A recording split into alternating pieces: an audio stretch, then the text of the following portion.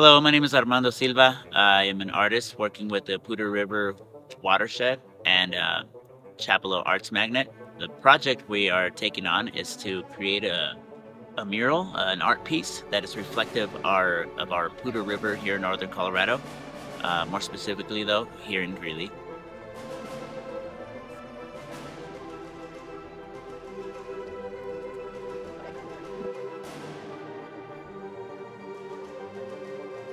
We're going to take you through our macroinvertebrate class. While we're walking the rest of the way, discuss, like you said, it depends. What are some things that bugs would need to actually live underwater or to live adjacent to a body of water? What are adaptations that they might need for that stuff?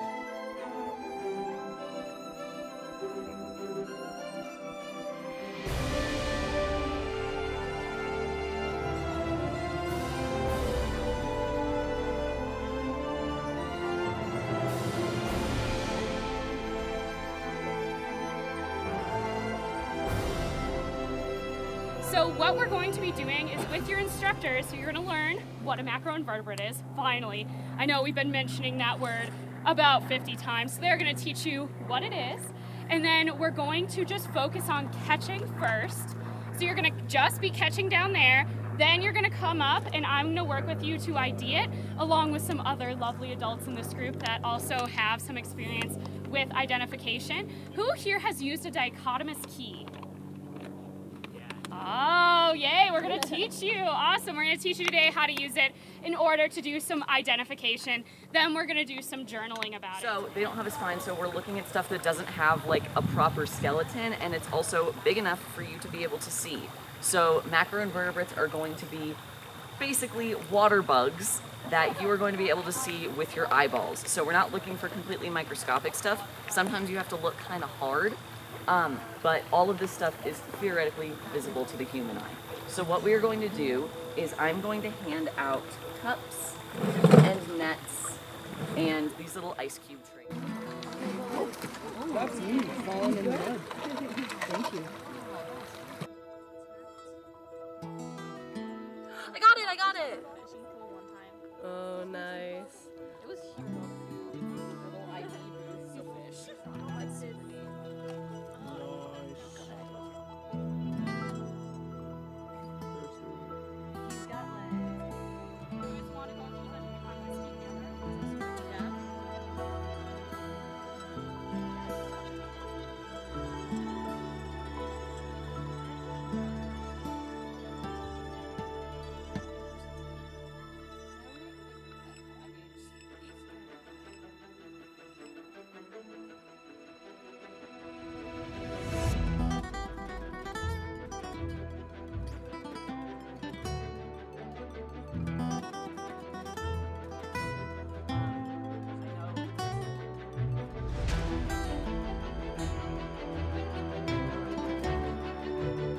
Say Olas.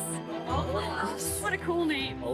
So he was one of the most famous ecologists. So he used to go out and look for different species and do counts, and then he would do a species diagram, a field journal of them. Because of his amazing artistic work and his research, he became famous because he branched art and ecology.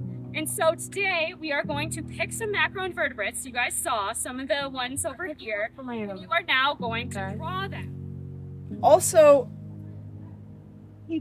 class, we've looked at macroinvertebrates. We've looked at life in the water.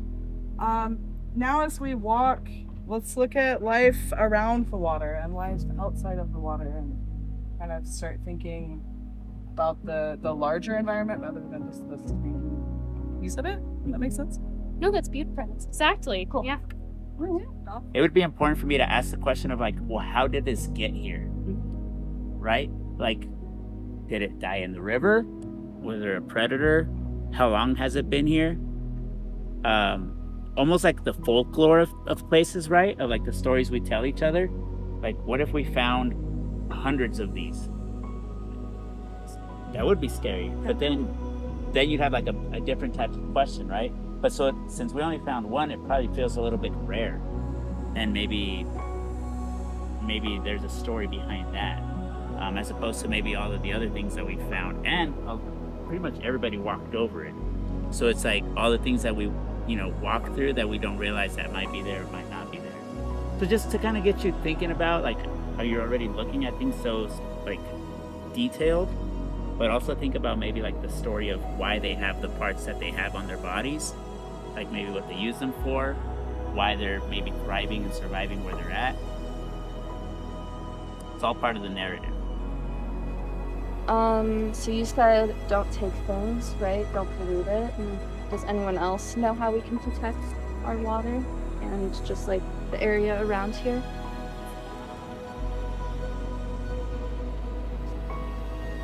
Why does it feel like this is such like an obvious question? Like the answer's so obvious, but it's like so hard to... Don't do anything bad. Don't do anything bad, yeah, good.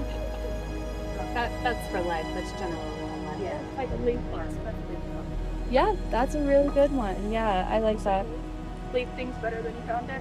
Yeah, it's an art movement. Yeah. So it's really cool to see just what you guys can think of, because really I think the answer, I know that's the hardest question to hear, but I think the answer to the problem we're facing with taking care of our water is being creative and problem solving, because we just need to work together and think outside the box, and I think we're going to solve some of these really big problems. So, yeah. So. Best art class ever. Hey, look at it.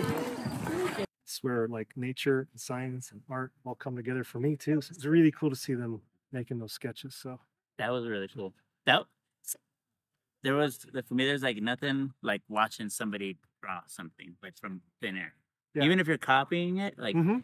but you're not tracing it, like that you're just like, there's goosebumps in that stuff. yeah, it's coming through you, right? Yeah. So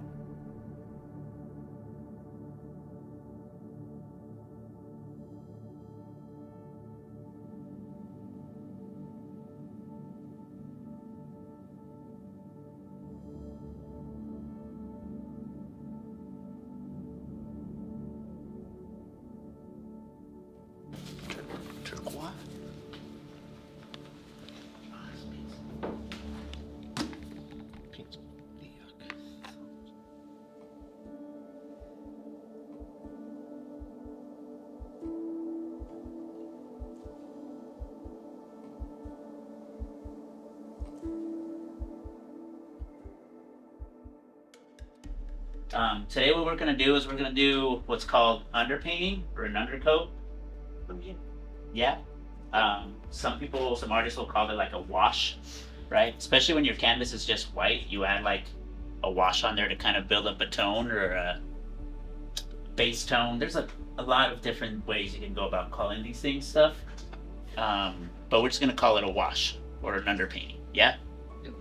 We're going to use some of those tones, some of those colors, to help inform and give a temperature or a sense to the things that are gonna come on top. Okay, very similar to our skin.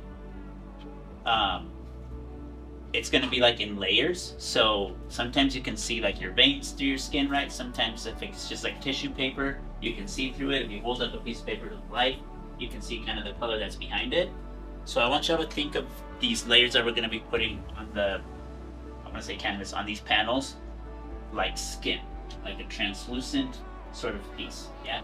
I'm Megan Mayola Heath, and I am the marketing manager at the Coalition for the Poudre River Watershed. So the Poudre River Watershed is a large area. The headwaters located in the Rocky Mountain National Park, and all the way to the confluence with the South Platte and Greeley. And it is a watershed about the size of Rhode Island. And it encompasses mountains and moves into the plains, and is a really important area for hundreds of thousands of people who depend on it for drinking water, recreation, agriculture, municipal purposes, businesses. So it's a very important resource to Northern Florida. So with this community-based mural project, we're hoping to bring students and community members together to celebrate the Poudre River through art. So this is a really exciting project to get kids involved in the river and what it means to them in their lives and their cultures. And it's really fun to do this collaboratively with Armando, who's an incredible artist and also community organizer of sorts, who can really help tie this project together and have it last for many years to come. I'm Alison Myers, and I teach middle school art at Chappelow Magnet School. I think the most surprising part for me is how easily we were able to meld the science and the art and just kind of work through the process from beginning to end. It's really been pretty flawless. We haven't had a lot of challenges to overcome. We've just kind of been able to flow like the river. It's important because it shows how the river helps with life, and doing a project like this because it'll show how it represents what it helps with, and how the river is basically its own life.